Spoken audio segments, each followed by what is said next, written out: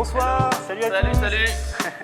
Alors on fait littéralement un direct improvisé. Alors on va partager ce direct tout de suite maintenant sur nos profils. Donc vous inquiétez pas. Alors on est en concurrence avec Amine Lamoubariki qui est en train de faire un live avec sa femme, c'est assez drôle. Si vous arrivez, ils sont en train de s'engueuler. On va partager ce petit live rapidement et puis on va être à vous. On va parler de choses super intéressantes aujourd'hui, ce soir, vendredi soir. Vous devez vous dire mais ils sont fous ces mecs, qu'est-ce qu'ils font ça maintenant? Bon, on s'est dit, voilà, on allait se faire un petit direct improvisé avec Frédéric Canvet, qui est le boss de conseilmarketing.fr. Je vous invite à consulter. Je vous demande un tout petit instant le temps de partager le live sur les différents profils de réseaux sociaux et on va démarrer dans quelques secondes. Est-ce que vous nous voyez bien? Est-ce que vous nous entendez bien? C'est très important, dites-le nous. Hop là, je publie un statut sur mon profil. C'est bon, ça a été partagé de votre côté, les gars? Ouais, bah là, c'est en train de charger. C'est en train de charger, on partage en direct pour parler d'entrepreneuriat. J'espère que vous allez bien, que vous êtes en forme, que vous nous entendez bien et que vous nous voyez bien. Dites-le nous en commentaire. On va ce soir partager un petit peu nos expériences. On va essayer de discuter avec vous. Ouais. Et puis si vous avez des questions, on va y répondre avec grand plaisir parce que c'est notre job finalement, Fred. On est d'accord? Ouais. Est-ce que tu pourrais dire ça? En fait, moi, ce que je voudrais savoir, c'est en fait quelles seraient les choses en fait que tu aurais aimé savoir lorsque tu as monté ton business pour la première fois. Si tu avais eu quelqu'un que tu avais rencontré lors d'une soirée qui t'avait dit « Tiens Rémi, voilà, je sais que tu vas monter un business, voilà mes 5 conseils que je te donnerais. » En fait, qui seraient un peu des erreurs que tu as fait au départ. En fait, il y a plusieurs choses. Il y a, je dirais, le premier point qui est vraiment extrêmement important, c'est le problème de cible. En fait. C'est-à-dire qu'au début, on a envie de toucher un peu tout le monde, on a envie de faire plein de choses. Du coup, on fait beaucoup de bêtises par rapport à ça. C'est-à-dire qu'on n'a pas vraiment de client idéal, on n'a pas vraiment de cible établie.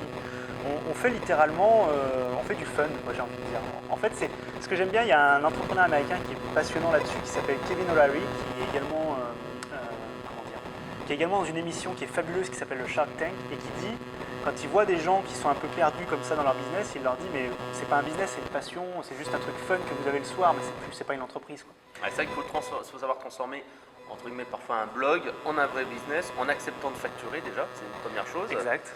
D'accepter de toucher de l'argent pour ses services, ce qui est parfois pas évident, je sais, pour certaines personnes. C'est ça. Et monter un vrai business, dire pas faire juste gagner vraiment de l'argent, quoi, pas devenir esclave de son boulot.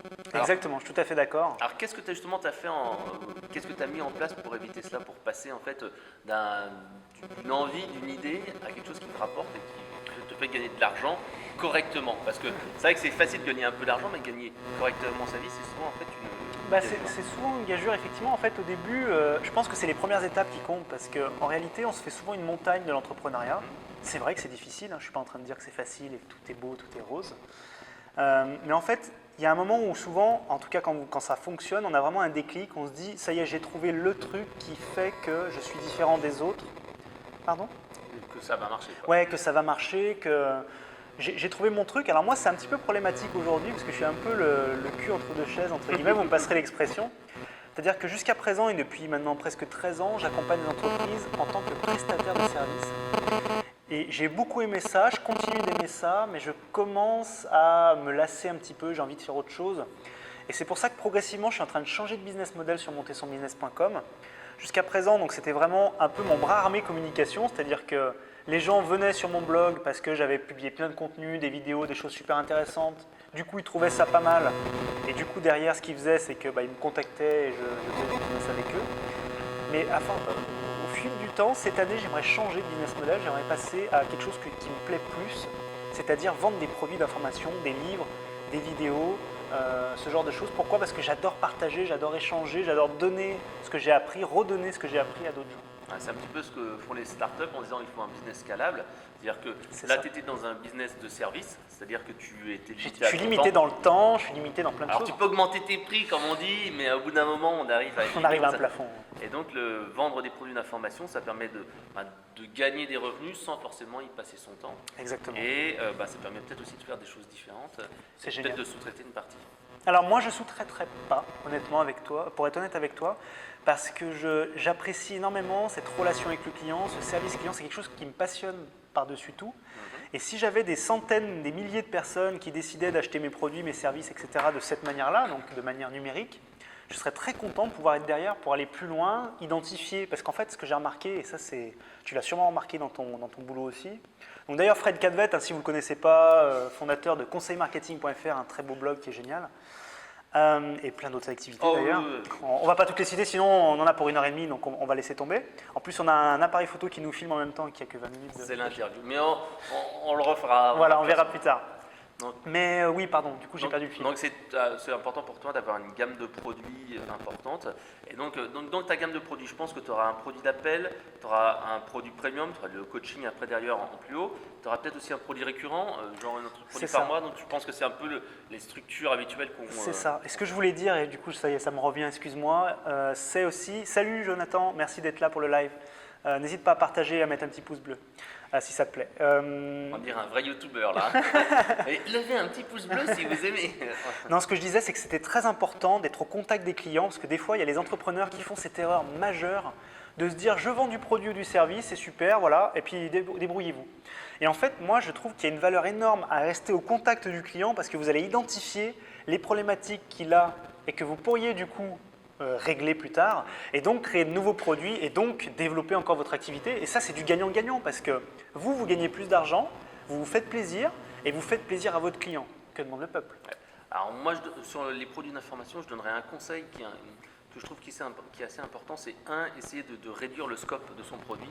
Parfois, on essaye de faire l'encyclopédie dans son secteur d'activité, les gens veulent une méthode.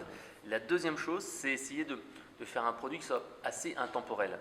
Moi, ça m'est arrivé pendant un bon moment de faire des produits sur les médias sociaux, Twitter, Facebook, et comme ça bouge à une vitesse folle, tu te retrouves tous les 6 mois. Et encore, tu es gentil tous les 6 mois. Hein. Regarde là, en un mois, Facebook a annoncé Instant Articles vraiment pour tout le monde, a annoncé le Facebook Live, et commence à annoncer moteur de recherche vidéo. Enfin, je veux dire, à un moment, comment tu veux suivre quoi? C'est pas possible.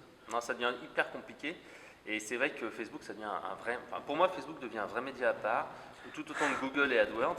Et il devient hégémonique surtout. Hégémonique. Moi, honnêtement, si j'étais dans l'équipe dirigeante de Google, je commencerais vraiment à me poser des questions sur l'avenir de ma boîte, en tout cas sur l'avenir. Alors, pas sur l'avenir de Google en général, parce qu'on sait qu'ils ont créé une structure qui s'appelle Alphabet, où ils ont des centaines d'entreprises et ils travaillent dans plein de domaines différents, notamment la robotique.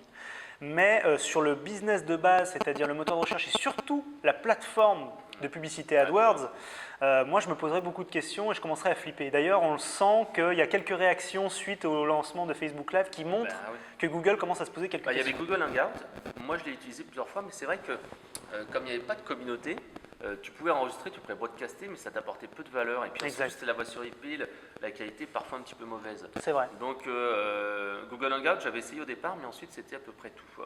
Ouais, bah là ils ont annoncé, excusez-moi, je regarde également mon téléphone parce que je sais qu'il y a des fois des commentaires sur mon profil perso, c'est pas que je snob Frédéric ou vous, hein. C'est juste que je sais que des fois, voilà, Facebook Live c'est une fonctionnalité qui est toute récente, donc il y a encore quelques bugs, même si c'est absolument génial, on est en train de littéralement s'éclater. Bah surtout c'est bien parce que ça permet d'être proche de sa communauté. Et c'est un petit peu ce que ne permettait pas de faire en Google Hangout, parce que les gens, il fallait qu'ils viennent, qu'ils s'inscrivent, qu'ils soient là. Exact. Sur Facebook, tu peux être là sur ton smartphone, sur ta tablette, et surtout tu es averti.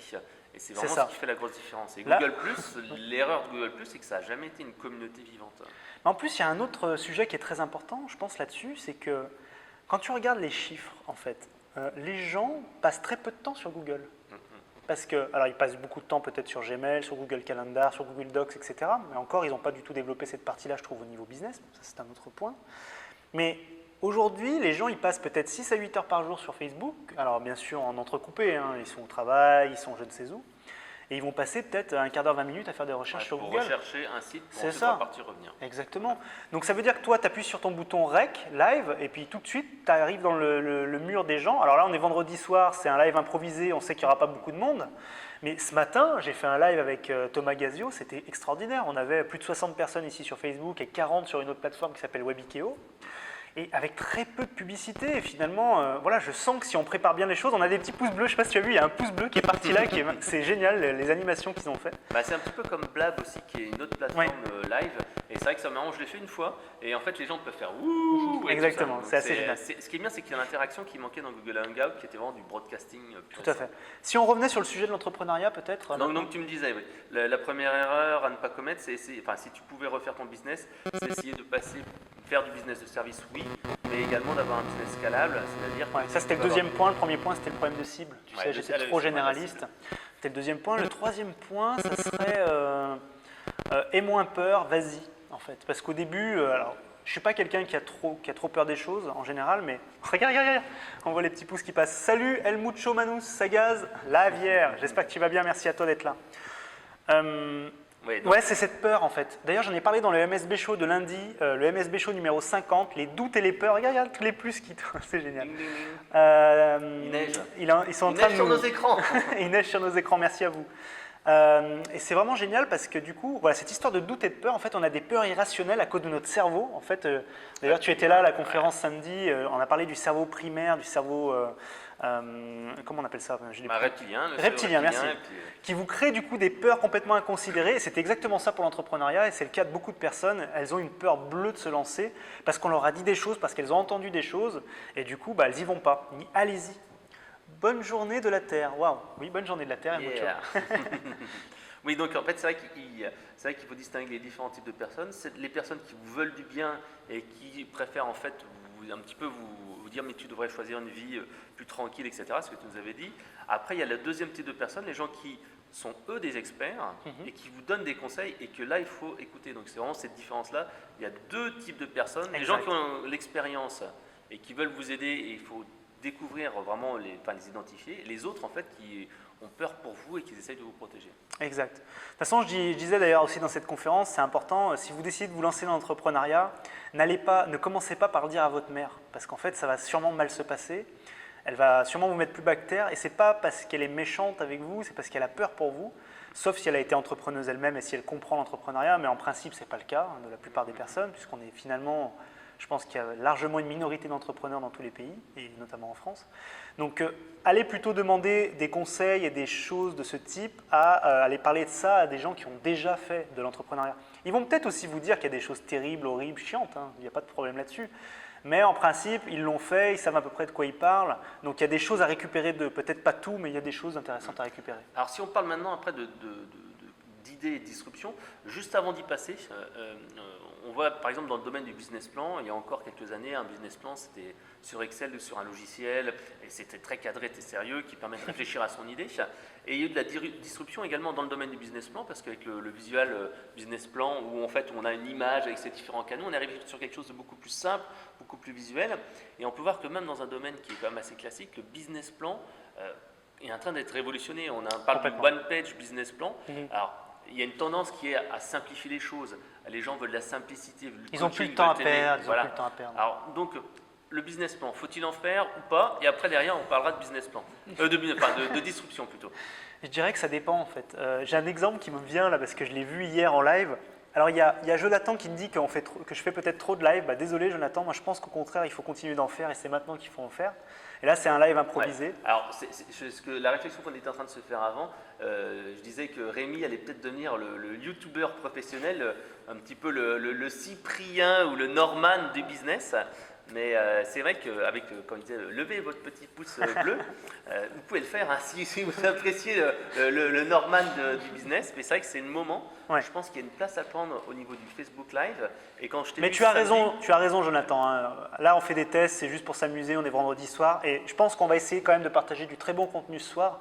Donc tu nous diras si ça t'a quand même plu. Mais je suis tout à fait d'accord avec toi. Je pense que je suis en train de faire des tests aujourd'hui et que j'ai décidé de toute façon de faire un live par semaine à terme. Ça sera le samedi. Donc oui, tu as tout à fait raison. Mais on va arrêter cette petite parenthèse. Merci en tout cas pour ton retour. Quand il y a une nouvelle tendance, un nouveau business qui arrive, comme là le Facebook Live, il faut être là pour prendre la vague et être dans les premiers. Les youtubeurs, ils étaient là au départ et ils ont réussi à prendre une place. Le SEO, s'il était là au départ, tu prends une place. Exact. Et toi, tu pourrais devenir facilement le normal. On verra, on n'en est pas là. C'est ça qui est important quand on a une boîte, un business, c'est faire des allégories.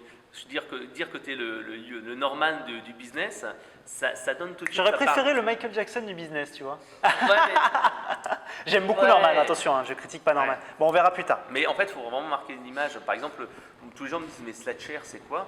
Je dis SlideShare, c'est le YouTube des PowerPoint. Exact. Et tous les gens ils comprennent tout de suite. Ah ouais, d'accord, c'est ça. C'est le Norman du business. Écoute, on va peut-être garder cette idée-là, alors, même si ça fait un peu prétentieux. Donc alors, on était donc le business plan, moi, il y a le faire, ne pas le faire, passer du temps, voilà. pas passer. Ça dépend des cas, en fait. J'ai un exemple qui est particulier que je voulais partager avec vous ce soir, qui est assez extraordinaire sur ce sujet précis.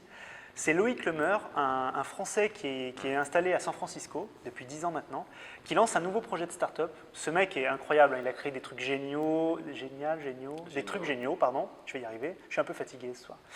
Il a notamment créé la conférence Le Web, qui est l'une des plus belles conférences internationales qui avait lieu à Paris tous les ans. Malheureusement, elle va s'arrêter, c'est ce qu'il a dit d'ailleurs en live récemment.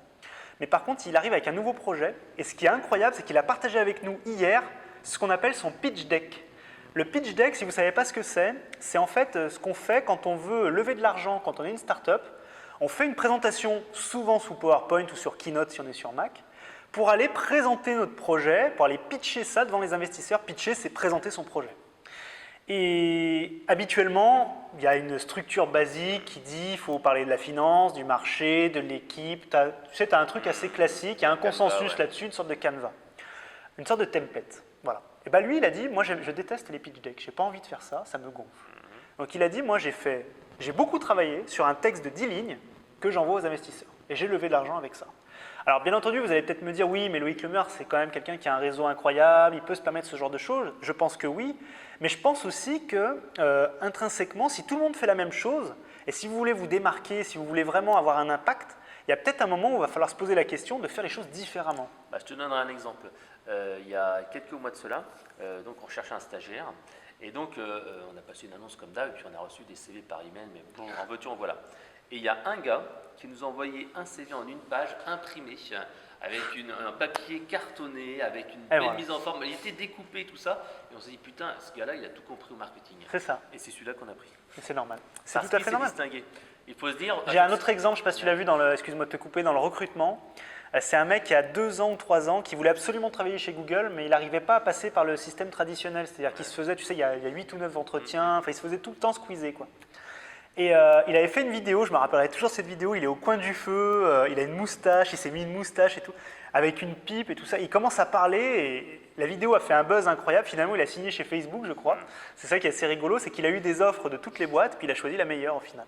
Voilà. Donc se distinguer, c'est super important parce que si vous faites comme tous les autres, vous n'arriverez pas à sortir de la masse. Et c'est pour ça que généralement, quand on est une petite entreprise, un entrepreneur, on arrive à faire mieux parce qu'on fait des choses, on ose casser les codes. C'est ça. Bah oui, parce qu'on n'a pas grand-chose à perdre en fait. Alors qu'une grande boîte, elle a une image, elle a une charte graphique, elle a ceci ou elle a cela. Elle est bloquée dans un carcan souvent parce que tu regarde pourquoi les grandes entreprises aujourd'hui se font disrupter. Parce que tu as des process, des validations, tu es obligé de faire des réunions, puis les gens ils disent ah ouais mais ça va changer nos habitudes de travail, et tuer la poule aux œufs d'or c'est toujours compliqué. Tandis que si tu n'as pas de poule, forcément tu oses le faire.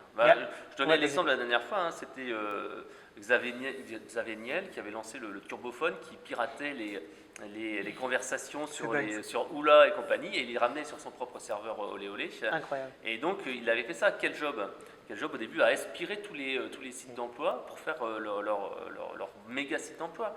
Tu peux également citer Weekendesk, Pierre-Edouard Serrin que je connaissais à l'époque, on était dans une start-up en même temps. Et donc c'était assez marrant parce qu'après avoir monté un site d'e-commerce de logiciels, il s'est dit qu'est-ce que je vais faire. Il a essayé de bosser dans une boîte d'affiliation, puis ça ne lui a pas plu. Et donc il est parti en Belgique et il a créé une boîte en Belgique parce que la législation était plus adaptée pour vendre ces fameux coffrets Weekendesk, Wonderbox maintenant en boîte. Et moi à l'époque, quand il m'a dit ça, il m'a dit ouais, je vais vendre des vacances en boîte. Je dis attends, ça ne peut pas fonctionner. Ça ne marchera jamais. Eh oui. En fait, voilà, tout le monde est gagnant parce que l'hôtelier il préfère vendre une place dans son hôtel à moins 50% plutôt que de ne pas avoir de client du tout. Le problème dans l'hôtellerie, c'est ça, c'est le remplissage. Le remplissage est très important. Et puis le client, lui, il a un super prix, il a une solution tout de suite à son problème. Et puis évidemment, Very Last Room qui prend son pourcentage. Je veux dire, qui est perdant dans cette situation? Le meilleur business model qui existe au monde, c'est l'intermédiation. C'est-à-dire que tu ne vends pas, mais tu te mets entre les personnes et tu touches une commission. S'il y a un business model qui est vraiment excellent, c'est celui-ci. Et donc pour la mobilité, s'il y a une chose importante à retenir, et c'est vrai que moi je suis en train de beaucoup penser à ça parce que là on vient de racheter dans la boîte où je travaille une application, c'est une application qui faisait 400 000 € de chiffre d'affaires ou quelque chose comme ça, et le prix d'achat était bien supérieur. Je me dis merde, ils sont 6 personnes, leur application est relativement simple et pourtant ils se sont fait je pense. Tu peux en parler, tu peux dire ce que c'est Oui, c'est une application de gamification, c'est-à-dire que, là encore une fois, c'est une application mobile très simple. C'est se dire que les commerciaux, tu fais des challenges commerciaux quand tu as une équipe. Mais donc si tu as une équipe de commerciaux qui vont vendre tes produits, tes Voilà. services, tu Et peux créer un jeu qui va les motiver à être meilleurs ils entre peuvent eux. s'envoyer des messages, c'est génial, ils peuvent ça. en fait avoir des Très, très bon. récompenses, tu peux Très, envoyer bon. des petits messages entre eux. Et c'est là que tu dis, merde, c'est quelque chose de tout con. Et c'est vrai que les challenges commerciaux, tu vois bien que ça marche jamais hyper bien, c'est toujours un petit peu, les gens sont pas interactifs ou alors ils ont les infos un peu de manière régulière. Il faut se dire ça, c'est que la mobilité, c'est généralement un besoin simple. Il faut surtout pas faire une application qui répond à beaucoup de besoins. C'est un besoin simple en mobilité qui répond à un problème avec une ergonomie spéciale. C'est ça. C'est pas une application qui fait tout. Il faut se dire je fais un besoin. C'est marrant ce que tu dis parce qu'on parle des conseils que j'aurais aimé avoir quand j'ai commencé. Il y a celui-là en fait. C'est-à-dire que ça revient un peu au premier point qu'on avait dit tout à l'heure. C'est qu'on a envie de tout faire. On a envie de faire souvent. Je rencontre des entrepreneurs tous les jours ou presque. Et à chaque fois, ils veulent créer la plateforme avec plein de fonctionnalités. Ils veulent créer le produit qui est capable de régler tous les problèmes. Et au final, ils ne trouvent jamais leur marché parce que les gens, ce qu'ils veulent, c'est souvent… Alors, il y a des contre-exemples, bien entendu. On l'a vu tout à l'heure, un téléphone maintenant est capable de tout faire. Mais il y a quelques contre-exemples. Mais souvent, le produit qu'on va adorer, c'est le produit qui fait une chose parfaitement. Et on est capable aujourd'hui dans nos sociétés d'acheter plusieurs produits, puisqu'on a quand même un pouvoir d'achat normalement. Donc on est capable d'avoir un produit pour chaque fonctionnalité. Et voilà, quand tu regardes le matériel qu'on a ici autour de nous, on a un iPad qui nous filme avec un trépied, on a nos iPhones, enfin ton Samsung et mon iPhone, on a 2 micros, 3 micros ici. Il n'y a pas un produit qui fait tout, on est bien d'accord. Il y a des gens qui sont spécialistes dans le son, dans le micro, etc. Si tu regardes un petit peu les boîtes qui se lancent actuellement sur Kickstarter et qui marchent bien et que tu vois, c'est beaucoup de boîtes en fait qui répondent à un besoin spécifique. Par exemple, il y a beaucoup Juste de un petit point, Kickstarter, c'est une plateforme qui vous permet de facilement financer des produits de manière participative. Voilà. Et ça s'est lancé en France il y a 6 mois, 9 mois. Il y a des concurrents français qui sont déjà là. Et c'est un excellent moyen de pouvoir tester votre idée. Moi, par exemple, j'ai un de mes collègues de bureau qui a lancé en fait, c'était Neuroswing, c'est son beau-père qui travaillait depuis longtemps sur l'idée. Et il a testé l'idée, retesté l'idée avec un brevet, etc., sur Neuroswing. Et il s'est dit, tiens, est-ce que je peux vendre? Et il a essayé de vendre, il a même adressé un marché mondial. C'est-à-dire qu'il ne s'est pas adressé uniquement à la France, mais bon, qu'il a créé une vidéo, il a fait un site internet, il a fait des relations presse et tout ça.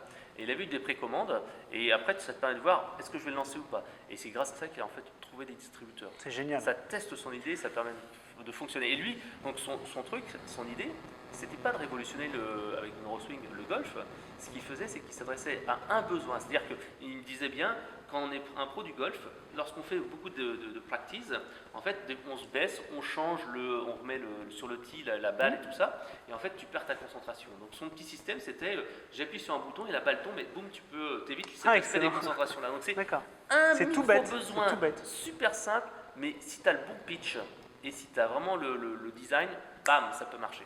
C'est marrant ce que tu dis sur le crowdfunding. Je voulais partager une petite expérience que j'ai eue il y a 1 an à peu près avec ma compagne, la Fée Corseté, qui fabrique des robes de mariée sur mesure et des corsets. Et elle voulait absolument créer un sac innovant. Innovant pas au niveau technologique du terme, mais au niveau praticité et surtout au niveau des produits utilisés. On ne voulait pas de cuir, on ne voulait pas de produits bizarres, on voulait du lin. Pourquoi? Parce que le lin, c'est un produit naturel et il faut savoir que la France est le premier producteur de lin au monde, il faut le savoir, on ne le sait pas toujours. Donc en fait, ce qu'on a voulu faire, elle avait cette idée-là, et elle s'est dit, plutôt que de lancer ce produit et de voir si ça marche, on va plutôt faire une campagne de financement participatif qui va nous permettre encore une fois de tester notre idée. Et effectivement, c'est ce qu'on a fait. On a proposé le produit d'abord à la communauté qui nous a dit ce qu'elle aimait moins. On a adapté un petit peu le produit, finalement il n'a pas trop changé. Et ensuite, on l'a mis sur Ulule, qui est un concurrent de Kickstarter, qui est une plateforme française. Et notre objectif, c'était de récolter 5 000 € pour pouvoir payer tout. Alors, il faut savoir que c'était un produit, une partie du produit était fabriquée en usine en Vendée. Encore une fois, on est toujours dans le Made in France. Nous, c'est très important pour la Fée Corseté. Et l'autre partie du produit était fabriquée par la Fée elle-même. Et donc, on avait besoin de 5 000 € pour être tranquille, pour se dire on paye les fournisseurs, on paye le tissu, et après, c'est que du bonus. Et on a levé 10 000 € en 20 jours. Voilà, donc ça c'est génial. Je te donnerai un autre exemple. J'ai un de mes amis en fait, qui voulait lancer en fait un bouquin papier. Il voulait lancer un bouquin papier. Je l'ai fait moi aussi. Et donc il se disait, bon, est-ce que ça va marcher ou pas, etc. Difficile, hein. Et c'était un moyen de faire le buzz. Donc en fait, ce qu'il a fait, je crois qu'il a utilisé Octopus, c'est une autre plateforme de crowdfunding. Ouais. Et donc en fait, il a mobilisé sa communauté et un petit peu au-delà, il allait voir pas mal de gens en disant voilà, je lance un bouquin sur tel sujet, aidez-moi à le financer, 1000 euros, mais c'était surtout pour faire la pub, c'était pas forcément pour le financer. Et oui, parce que c'est ça qui est génial avec le crowdfunding, c'est que ça crée une communauté encore plus puissante autour de vous. Et donc, c'est le meilleur moyen de communication possible parce que vous avez des vrais fans. Et l'astuce qu'il avait trouvée, c'est de dire bah, je vous offre des bonus. Et surtout, il offrait des bonus pour les gens qui payaient un certain montant. Ils avaient par exemple un e-book gratuit, vous avez ceci, vous avez cela. C'était pas forcément quelque chose qui lui coûtait de l'argent, mais c'est quelque chose en fait Quelque chose qui donnait envie donnait aux de la gens valeur. de la valeur. Il n'y a pas besoin de donner des 100 et des 1000. Je me rappelle sur la campagne de crowdfunding de ma compagne, on avait offert des trucs. Enfin, je veux dire, bah déjà, il y avait un prix pour le sac, hein, donc tu pouvais acheter le sac directement, tu pouvais acheter des accessoires autour du sac. Bref, il n'y avait rien d'extraordinaire. Si on avait créé un tote bag, je ne sais pas si tu sais ce que c'est les tote bags, voilà, c'est des petits sacs en lin aussi d'ailleurs. On avait pris ça parce qu'on ne voulait pas du plastique évidemment, ça n'avait pas de sens. Petit instant, alors il y a Caroline qui nous dit top ce live, merci Caroline, n'hésite pas à mettre un petit pouce bleu. Merci les Norman du business. Caroline, n'hésite pas à nous dire en commentaire ce que tu fais comme business et si tu as des questions autour de ce live, tu les poses maintenant. Non, Rémi, il n'est pas célibataire, on a vu tout à l'heure. Hein. Il nous l'a Non. dit. Ah oui, la non. fée corsetée, c'est La fée madame. corsetée, c'est madame. C'est très important et on va fêter nos 13 ans cette année, il faut le savoir. Ça commence à être pas mal. Donc oui, revenons au sujet. On était parlé du business plan, oui, non. Comme je disais, ouais, ça dépend vraiment. Si vous voulez lever des fonds, ça va être très difficile de ne pas en avoir un. Alors, pas forcément le business plan traditionnel, c'est ce qu'on disait tout à l'heure, on peut avoir un business plan différent, mais je pense qu'il faut avoir un support, il faut avoir quelque chose qui présente ce que vous faites, sinon ça va être compliqué. Puis déjà, ça te permet moi, j'ai créé donc un magazine avec un de mes amis il y a 2008, je crois. Et donc, en fait, on avait créé c'était un magazine papier sur les logiciels et sur les smartphones et tout ça. Et c'est vrai qu'on a fait un business plan sur Excel. Et c'est vrai que ça m'a pris quoi, allez, on va dire 2 heures pour poser les idées. Et déjà, ça nous a fait un petit peu réfléchir sur le prix, le machin, etc. C'est très important. En fait, c'est ça ce que je voulais rebondir. C'est super que tu parles de ça. Le business plan, je pense qu'au-delà du fait qu'il soit peut-être inutile dans certains cas, il est très utile pour votre cerveau, pour mettre surtout, tu penses en pas image à un tout peu. parfois. Ouais, c'est ça. Et c'est vrai qu'on était à deux, on était vraiment, c'est moi qui étais avec Excel, j'ai pas fait un truc très compliqué parce que généralement les banques elles acceptent plus ou moins si c'était un truc qui est assez un peu sérieux, carré, puis sérieux, c'était voilà. un magazine, on avait les coûts tout ça, mais ça nous permet de dire tiens on a oublié ceci, on a oublié cela, puis on s'était dit ok avec l'argent qu'on va mettre au départ, on a de quoi tenir combien de temps. Et on a estimé qu'on se disait voilà on se donne 6 mois, 8 mois. Et on se dit, au bout de 6 mois, 8 mois, il faut qu'on ait des revenus. Et donc, comme ça nous a permis, on a fait comme qu'une dizaine de numéros, je crois que c'était 10-12, parce que c'était à l'époque, c'était tout le début des smartphones. Ah oui. Mais donc, c'était important de se dire, ok, qu'est-ce qu'on fait, go, no go, et c'était vraiment... En tout cas, ça devait être une belle expérience de toute façon. Mais donc, pour en revenir à ça, c'est que le business plan, pour moi, c'est vrai que, comme tu le dis, ça devient un bon moment de réflexion. Mais maintenant aussi, ça va permettre de réfléchir à ton business model. Moi, j'aime beaucoup le business Canva avec le one page. Alors attends, peut-être qu'on a perdu des gens là. Le business model, c'est-à-dire moi je sais ce que c'est, mais peut-être tu vas vendre en fait tes produits. Voilà. Le business model, c'est voilà, qu'est-ce qui va vous faire gagner de l'argent, comment vous allez gagner de l'argent aujourd'hui, est-ce que c'est par la prestation de services, de la vente de produits, et comment vous allez créer tout ça autour. Et le business canvas, c'est un système, une sorte de tableau en fait de 9 cases, je crois, de mémoire, qui vous aide. Un Monopoly ou un jeu de voix, mais bon, il y a moins de cases. Et vous remplissez les cases, c'est super simple, c'est vraiment sur une feuille de papier, vous pouvez les télécharger facilement gratuitement sur Internet. On mettra peut-être le lien plus tard, là je ne peux pas le faire sur l'iPad, désolé. Tu pourrais taper sur...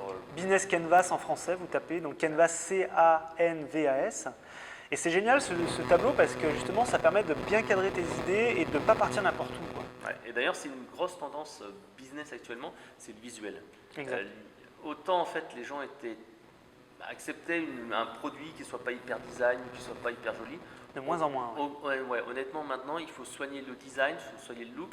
Et quelque chose qui soit hyper visuel. Moi, je le dis toujours, quand on fait, en fait, nous, chaque mois, à chaque sortie de produit, une version, j'exige d'avoir une fonction visuelle. Parce que c'est pas bien d'avoir juste dire, ouais, on fait ça. Voilà, il faut que les gens voient quelque chose. Exact. Et c'est ce qui te permettra de faire vraiment la différence, c'est dire, ok, telle nouveauté, c'est ça. Et il faut que ça soit quelque chose qui soit visuel. Et quand je fais une nouveauté, moi, je pense tout le temps à, les clients existants, les prospects, ça peut être les influenceurs, les journalistes ou la loi, etc. Donc, quand moi je sors un produit, à chaque fois j'ai une grille et je dis il y a telle fonction Et donc ça c'est pour le new business, ça c'est pour faire de l'upsell, ça c'est pour faire Merci donc, pour les clients, etc. Donc ça, quand vous faites une sortie de produit pour n'importe quel produit, c'est valable, parce que vous avez le légal, vous avez des choses comme ça. Vous Exact. faites votre petite grille, vous mettez des points, et vous dites, ok, enfin au moins des croix, et vous dites, voilà ça. Et après, si vous êtes dans une boîte un peu importante, moi c'est ce que je faisais, je mettais en fait un système de points, c'est-à-dire que tout le monde votait une fois, deux fois, et puis après ça te permettait de distinguer, ok, qu'est-ce qui est bien. Puis après, bien sûr, tu as le fait du roi, tu dois faire des choses stratégiques, parce que si tu fais uniquement le consensus, ça arrivera que des trucs merdiques.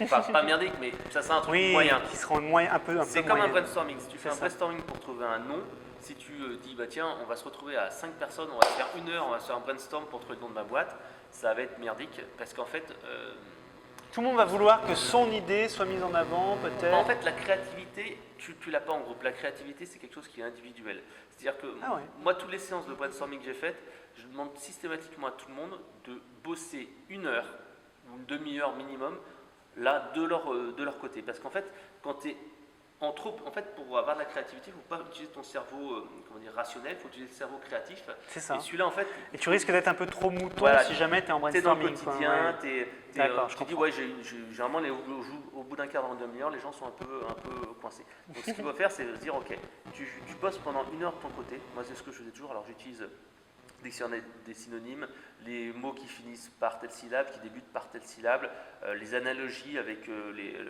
avec par exemple l'histoire, etc.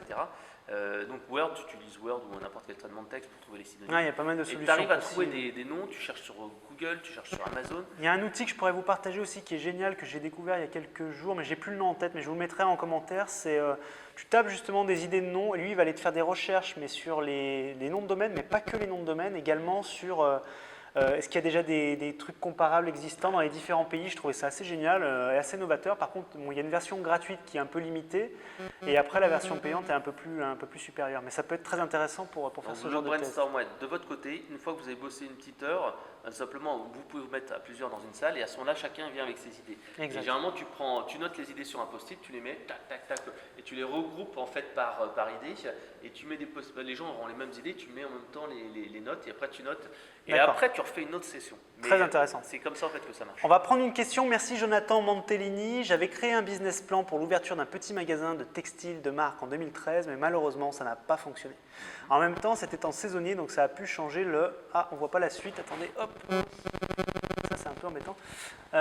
C'était en saisonnier, donc ça a pu changer le prévisionnel. Bref, ça n'a pas fonctionné, mais j'ai appris beaucoup de choses et je ne referai plus les mêmes erreurs. C'est ça, Jonathan. En fait, ce que je dis souvent, c'est que... D'ailleurs, j'ai lu un livre passionnant là-dessus. Il y a un Américain très connu qui a écrit un livre qui s'appelle The Billionaire Effect. Il est allé il est allé poser des questions à 100 personnes qui se sont faites toutes seules aux États-Unis, c'est-à-dire qui sont partis de quasiment zéro, qui sont devenus milliardaires et qui ont fait de très gros business. Et il a essayé de comprendre quels étaient les points communs entre ces personnes.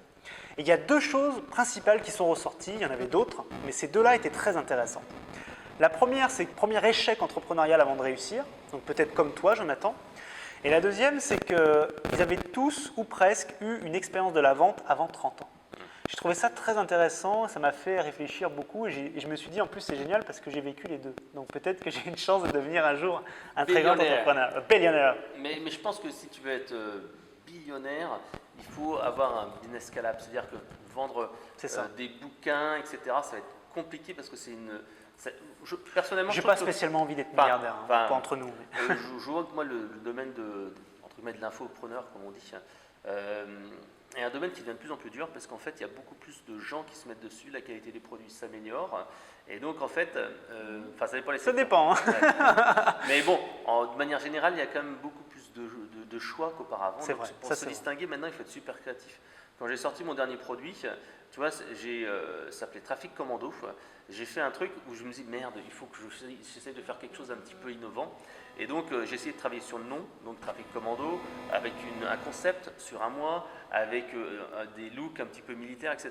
Donc c'était vraiment un concept. Il faut travailler plus sur. Je ne vais pas sortir juste un bouquin ou une formation, un machin. Ouais, pas un truc classique quoi. J'essaie de travailler vraiment sur un concept global. Et maintenant, quand je sors en fait un produit, une formation, n'importe quoi, à chaque fois j'ai une feuille où je me dis, bah, tiens, il y a le concept, quelle est l'idée, pourquoi les gens vont l'acheter, blablabla. Il faut réfléchir vraiment à ça. Tu te poses vraiment les bonnes questions. Il faut penser à la stratégie d'abord et se dire comment je vais pouvoir me différencier des autres. Moi, c'est super simple. Regarde, pour me différencier, je me suis pas embêté en fait. Le gimmick. Je porte juste un chapeau. C'est super simple. Et c'est vrai qu'il faut être reconnaissable et se dire quelle est entre guillemets, ma différenciation par rapport aux autres, mon unique selling proposition, en quoi je suis différent, pourquoi il faut m'acheter moi plutôt que les autres. Je te dirai un truc après qui peut être super intéressant. Et une différenciation au niveau graphique. Ça peut être, par exemple, tu peux avoir un look plutôt fun, tu peux avoir un look plutôt sérieux. Différent. Voilà, faut trouver un Changer Vous êtes dans un domaine, s'il est très sérieux, faire l'inverse. S'il est très fun, faire très sérieux. Ça, c'est la disruption pour les grandes marques. Voilà, exactement. tout à fait. Et il y a un truc incroyable que je ne sais pas si tu l'as vu passer. Le mec, en plus, qui a créé ça, fait une pub Facebook, mais de manière très agressive. Donc, ça, on le voit souvent passer. Je ne sais pas si tu l'as vu passer.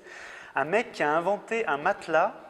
Mais il explique dans sa publicité, il dit, nous, on ne fait qu'un seul matelas, mais c'est juste le meilleur. Ah oui, quand il Tu l'as vu, le truc, oui. Et c'est là que tu vois que c'est malin. C'est malin parce que effectivement, tu cliques sur ce lien, tu arrives sur une page qui te présente, qui te montre à quel point ce matelas est unique, meilleur que les autres. Et ce qui est génial, c'est que du coup, il n'a que celui-là à fabriquer parce que voilà, c'est son produit, personne ne pourra lui prendre parce qu'il a des brevets, etc. dessus. Et du coup, son site, il n'y a que ce produit-là spécifique, c'est tout. Il ne vend rien d'autre. Et le mec est en train de faire un carton. Il ne s'est pas pris la tête à se dire, oh là là, je vais créer. Alors, c'est aussi une stratégie de dire, je vais vendre tous les matelas du monde. Hein. Après, en fait, je te dirais, en fait, tu as un cycle. Peu de gens le savent, mais en fait, tu as un cycle pour tous les produits. C'est-à-dire que là, son produit à lui, ce qui se passe, c'est qu'il va être nouveau sur le secteur, et donc il va être unique et personne, il aura un brevet, etc. Après, il y arrivera en fait des personnes qui auront un produit un peu similaire, qui vont prendre un peu le principe, et à ce moment-là, il sera obligé de faire la technique de la différenciation, c'est-à-dire qu'il va créer un matelas un peu plus grand, un peu plus petit, un peu en couleur, blablabla. Ensuite, après, généralement, tu arrives sur un marché qui commence à être saturé, et en fait, tu offres plutôt du bouquet de services. C'est-à-dire que tu fais plein d'options. Le matelas avec en plus, je sais pas, le truc gonflable, machin, etc. Je me fais tailler dans les commentaires en rigolant. Hein. Merci Jonathan, il me dit arrête un peu avec ton chapeau, après tu te plains que tu perds tes cheveux. Pardon. Tu rigoles, mais hier soir j'étais avec un de mes amis qui est un gros dragueur aussi, et il disait... Moi je suis pas un gros dragueur. Mais lui, il était un gros dragueur. Et en fait son chapeau, je lui dis merde, t'as pas ton chapeau? Il me dit ouais, ça va te perdre un peu les cheveux, parce qu'il perdait aussi un peu les cheveux. Mais il me disait, ouais, ça marche moins bien avec les filles maintenant parce qu'il disait, mon chapeau, c'était mon gimmick, c'est qui me différenciait des autres, et c'est comme ça en fait que j'arrivais à draguer les filles parce qu'il était il faisait comme ça un peu la Michael Jackson, c'était un petit peu un fan. Et donc en fait, il prenait son chapeau et puis il le mettait sur la tête des filles et il disait, waouh, c'est sympa, machin. Ah oui, d'accord, je vois le truc. Et puis il disait, ouais, t'es vachement jolie avec le chapeau. Bref, c'était son truc. Incroyable, incroyable. Donc, excusez-nous pour les digressions, mais c'est vrai. En fait, il y a. Tu es célibataire et tu dis. C'est marrant ce que tu dis parce que tu vois, c'est aussi un conseil que j'aurais aimé recevoir quand j'ai démarré. Parce que quand tu démarres, je me rappelle, enfin, je ne sais pas si ça a été ton cas, mais la première entreprise que j'ai pu faire, j'ai voulu faire ce que faisaient les autres en fait, parce que ça me rassurait d'une certaine manière. Bah oui, parce que c'est simple, on se dit, eux ça marche, moi ça va marcher. Donc ça va marcher, mais c'est faux, c'est totalement faux. Et en réalité, si vous regardez bien, je pense que s'il n'y a qu'une chose à retenir dans l'entrepreneuriat, si vous voulez réussir, c'est d'être différent en fait. Je pense que c'est vraiment le point central. Bah, il y a une bonne technique, c'est ce que j'appelle moi en fait le judo marketing. Le judo marketing. Le judo marketing en fait. On va déposer le nom là tout de suite. Judomarketing.com. En fait, le judo marketing, c'est vraiment simple. C'est quand tu es dans un secteur d'activité où les gens sont ramassés vraiment un max d'échecs. Je te dirais, par exemple, le domaine de la drague, le domaine des régimes. Moi, dans le domaine des logiciels, il y a certains... Ah, tu parles des clients finaux qui ont eu beaucoup d'échecs, ouais. D'accord. Et en fait, ils n'ont plus confiance dans la méthode ou dans le produit ou dans le machin. Et en eux-mêmes surtout. Ouais. Et donc à ce moment-là, qu'est-ce qu'il faut faire? Il faut avoir un discours, ce que j'appelle le judo marketing, en disant ouais, je comprends, ça n'a jamais marché parce que ceci, cela. Et il faut dire oui, vous avez essayé le régime, on comprend, vous avez essayé, puis vous avez repris juste après derrière. Et là, il faut dire moi, je vous apporte quelque chose d'autre et proposer un truc qui va être différent en disant voilà, mon truc, c'est pas. Il faut que ce soit différent, évidemment. Faut pas que ce soit... Par exemple, vous pouvez maigrir en mangeant que du chocolat, ou vous pouvez maigrir en mangeant que ça titille la curiosité déjà. On se dit mais qu'est-ce qu'il me raconte celui-là? Bien sûr, il faut raconter, il faut expliquer, oui, faut expliquer. Mais en fait, il faut prendre un contre-pied en disant voilà, un peu comme une prise de judo où tu dis voilà, hop, schlac, je te fais traverser et je te vends après mon produit. C'est se dire voilà, je comprends pourquoi, il faut aller à contre-pied. Et il y a une autre technique qui est très très bonne, c'est la technique de l'océan bleu. Ah oui, je vous invite à lire ce livre. Je crois qu'il a été traduit en français, il me semble. Oui, c'est Kim, je sais pas quoi. Je sais plus son nom, la stratégie de l'océan bleu. Ouais. Je crois que c'est deux Suisses, je crois que c'est une Suisse, c'est Kim Osborne, je sais pas, on va un truc comme ça. Et en fait, j'ai eu le plaisir d'être formé sur cette méthode avec François Casals. C'est un très bon stratégiste. Bon, ses tarifs sont un peu élevés. Mais Et là, il est en train de vous donner ce que lui a offert gratuitement en live maintenant. Donc c'est ouais, génial. mais c'est vrai que c'est une bonne technique. En fait, c'est les techniques de différenciation sur le marché. C'est-à-dire que tu as ce qu'on appelle le canevas stratégique. Alors, c'est pas le même canevas que le business plan. Le business canvas qu'on a vu tout voilà. à l'heure. Le canevas Ça s'applique à tout type d'entreprise? tout type d'entreprise. Par exemple, en fait, c'est simple. Le canevas stratégique, c'est se dire, voilà, sur un marché, actuellement, même dans tous les marchés, il y a en fait à peu près 7 à 8 critères de choix pour un produit.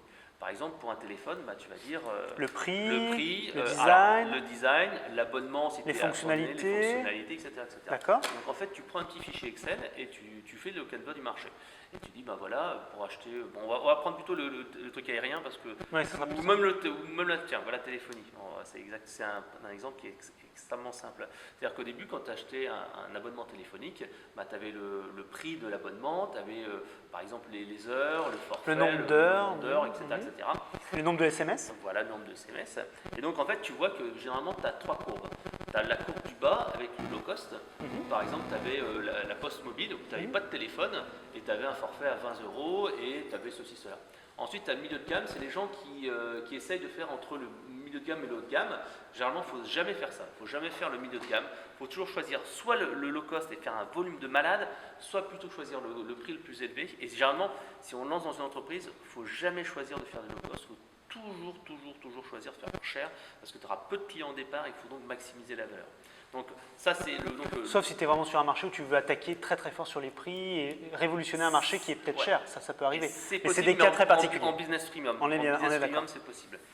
Et donc le haut de gamme, en fait, là-haut, en fait, t'es Orange, tu as la garantie, tu as une boutique physique. C'est ça, tu as tous les services. Et là, c'est vraiment. Mais c'est beaucoup plus cher. Tu vois, dans tous les domaines d'activité, si vous vous dites. Voilà, oui, on a Apple pour les téléphones et Samsung en haut de gamme. Donc je ne sais pas si vous nous voyez. Mark Zuckerberg, c'est pas terrible ça. Hein. on te connaît, on sait où t'es. Et d'ailleurs, tiens, tu parlais tout à l'heure de Loïc Lemer, dans sa vidéo pitch pour présenter son programme La Leaders, il a été vachement intelligent.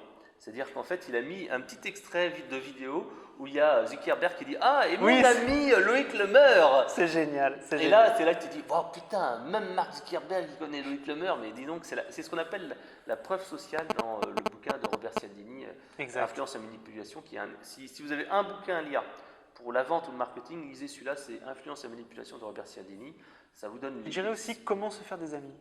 Ah, je ne l'ai pas lu celui-là. De Dale Carnegie, qui est extraordinaire. Ouais, c'est marrant parce qu'il date de 1920 ou 25, je crois, et on a l'impression de lire un livre contemporain. C'est ça qui est assez incroyable. Il y a juste un moment dans le livre où il parle des médias, et il parle des journaux papier, parce qu'il n'y a que ça à l'époque. Ouais. C'est le seul moment où tu te dis « Ah, on n'est pas en 2000 ». Alors, le dernier truc, donc, on était juste avant sur le canevas stratégique. Donc, je disais que dans tous les secteurs d'activité, donc, il y a 6 ou 7 critères de choix d'un produit.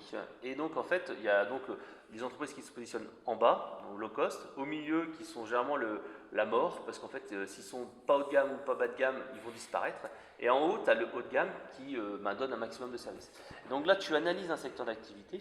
Et ce que tu fais, c'est que tu dois en fait tout simplement te dire, ok, je vais supprimer un certain nombre de critères de choix qui sont importants dans mon levier, enfin, qui ne sont pas forcément importants dans mon levier, dans mon secteur, mais qui ne sont pas des facteurs négatifs pour l'achat, et je vais augmenter un maximum un nombre de choses, et je vais créer surtout des nouvelles choses. On parlait tout à l'heure de la téléphonie.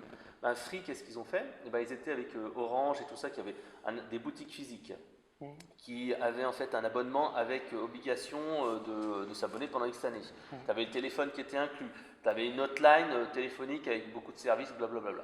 Eux, qu'est-ce qu'ils ont fait? Ils ont dit, ok, on va réduire tout ce qui était pas de boutique, pas d'abonnement, pas de durée d'engagement. Et par contre, on va rentrer un nouveau truc avec tout se fait en ligne, avec des SMS illimités, des conversations illimitées. C'est ça. C'est lié à ils ont vraiment changé le marché, ils sont vraiment arrivés. Donc ils ont créé leur propre segment de marché.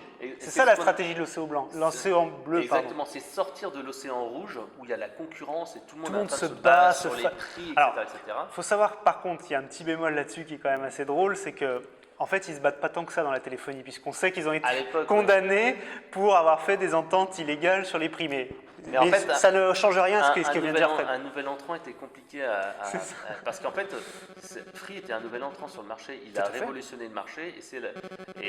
Il l'avait déjà fait sur Internet juste avant, sur les box Internet. La Freebox, c'était une vraie révolution. Il faut quand même se rappeler de l'état du marché juste avant qu'ils arrivent. Heureusement qu'on les a aujourd'hui. D'ailleurs, c'est très drôle parce que beaucoup de pays mondiaux nous les envient. Parce que moi, je sais que j'ai vécu pendant 1 an à Londres et il y avait déjà des super forfaits triple play et quadruple play en France. Et en Angleterre, je payais 80 livres par mois pour avoir une box toute pourrie qui générait 5 chaînes sur mon écran de télé. C'était une cata, la connexion était merdique. Par contre, ils étaient en avance sur la téléphonie mobile. Free n'était pas encore arrivé, parce que c'était avant que Free arrive sur le marché français.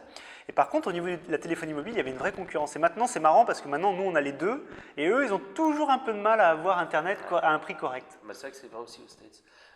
Mais donc, pour finir, c'est vrai que si vous avez votre idée de business, faites ce petit travail-là, prenez un fichier Excel et dites-vous, ok, ben pourquoi les gens vont commander chez mon concurrent ou chez les gens qui sont actuellement sur le secteur d'activité et comment je peux modifier mon canevas stratégique. Et je peux le faire n'importe où. Par exemple, c'est un peu le principe de l'ubérisation des entreprises et on le voit de plus en plus. Par exemple, pour la formation physique, la formation, actuellement, ça se fait beaucoup avec de la formation physique, ça se fait beaucoup avec du présentiel, avec un professeur, avec des heures, etc. À l'ancienne. Et en fait, à un moment donné, ça va être ubérisé parce que les gens vont chercher plutôt soit sur Internet directement un expert qui est vraiment spécialisé dans ce domaine, soit aller chercher de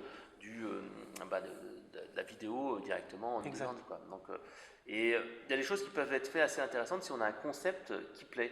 Par exemple, là, j'ai vu cet après-midi, c'est un concept assez intéressant. C'est un site internet qui fait les one month courses. Alors, je crois que c'est ça. Vous tapez sur internet one month course ou one month training. Donc, un mois de formation, c'est Ouais. ça que ça veut dire? Et tout son concept, il est super fort. C'est comme, même moi, j'ai fait me dire waouh, c'est intéressant. Par exemple, c'est one month to be a product manager.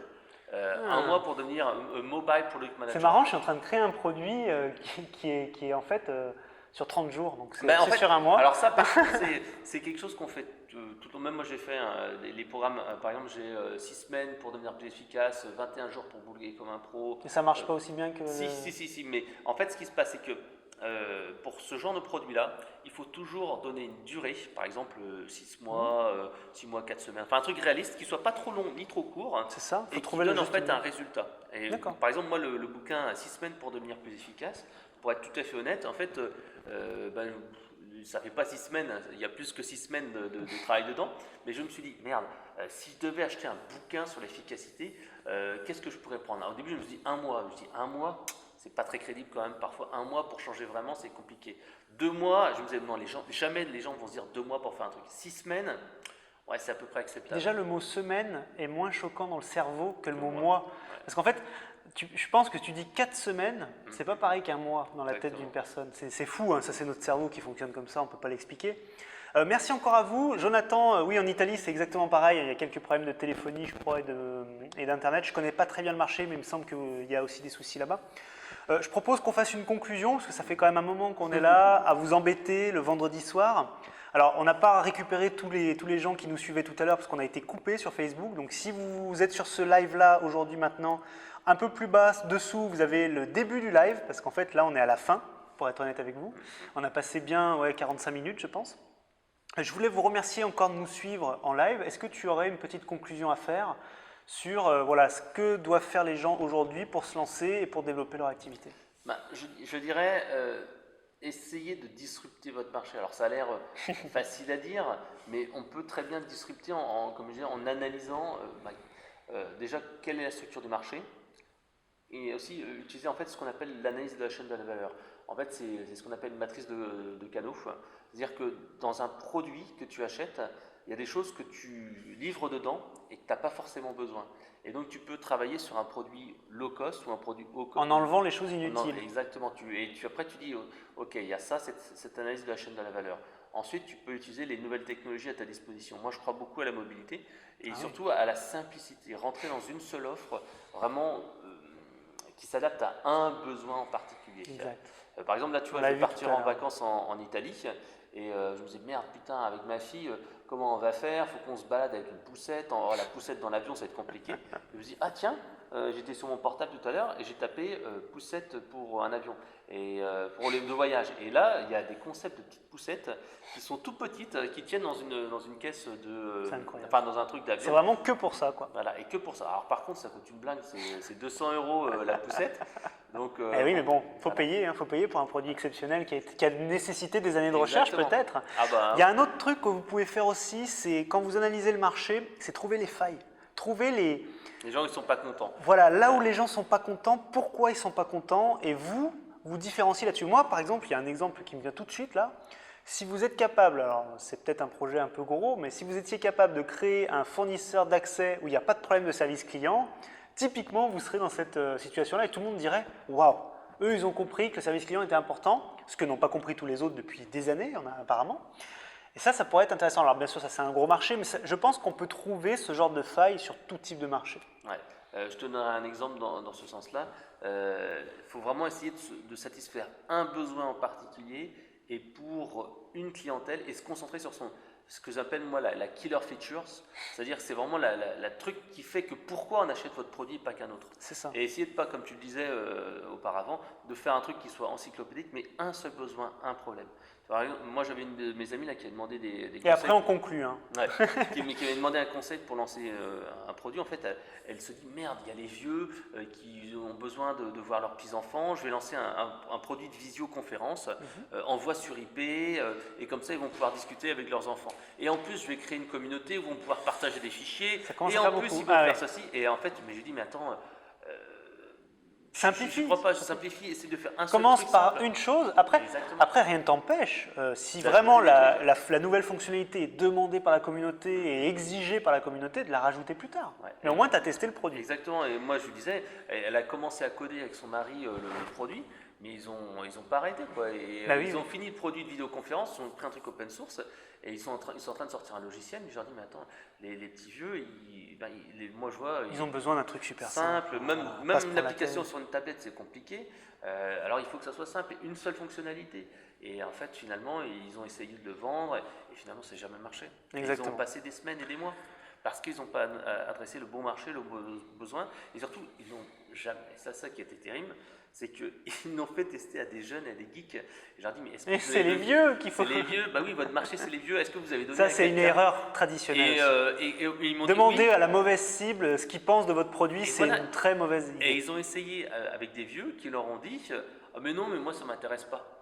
Et ils n'ont pas compris que c'était que si quelqu'un qui connaît et qui leur dit non mais ça m'intéresse pas, j'ai pas le temps, est-ce que quelqu'un qui ne les connaît pas va utiliser leur application? Non, jamais. Et oui, tout à fait, Donc c'est il faut évident. comprendre la réalité du marché.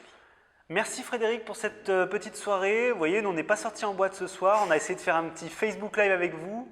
Jordan qui nous dit bravo. Merci Jordan, c'est vraiment a un cool. fan. On a au moins un fan. Merci Jonathan qui a beaucoup participé et à tous ceux qui ont participé ce soir. Il faut savoir que ces deux vidéos, parce que du coup on a été coupé par Facebook, Marc est intervenu et a dit que notre live était illégal, donc il nous a coupé au milieu. Mais on a relancé le live et voilà, et j'espère que vous pourrez... Donc vous êtes sur la page Monter son business sur Facebook. Vous pourrez voir les deux replays si vous n'avez pas pu suivre cette belle émission. Je voulais vous remercier d'être toujours plus nombreux à me suivre sur Monter son business et je voulais vous dire une chose extrêmement importante. Il n'y a jamais eu de meilleur moment pour entreprendre que maintenant. Merci Frédéric. Allez. Bonne soirée à tous. Bye bye, bon week-end. Portez-vous bien, bon week-end.